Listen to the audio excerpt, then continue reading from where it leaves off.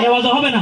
লোকে মন্দ বলুক, লোক ভণ্ড বলুক, আমরা জানে দিতে ভয় করি না। কারো কথা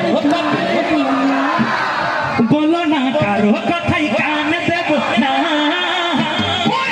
মেরা নবীর দিওয়ানা হো, মেরা নবীর দিওয়ানা হো, মেরা নবীর দিওয়ানা। আহলে সুন্নাত ওয়াল জামাত, আহলে সুন্নাত ওয়াল জামাত, আহলে সুন্নাত ওয়াল জামাত জিন্দাবাদ, জিন্দাবাদ, জিন্দাবাদ, জিন্দাবাদ, জিন্দাবাদ, জিন্দাবাদ, জিন্দাবাদ, জিন্দাবাদ, জিন্দাবাদ। কি বল শুনবো না, মোরা সুন্নাত নবীর দিওয়ানা হো, সুন্নাত নবীর দিওয়ানা। লোকে মন্দ বলুক, লোক ভণ্ড বলুক, লোকে মন্দ বলুক, লোক ভণ্ড বলুক, আমরা জানি দিতে ভয় করি না। কারো কথাই কান দেব না, বলো না কারো কথাই কান দেব না।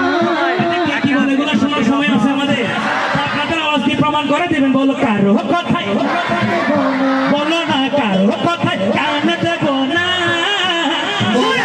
মেরা নবীর দিওয়ানা, মেরা নবীর দিওয়ানা।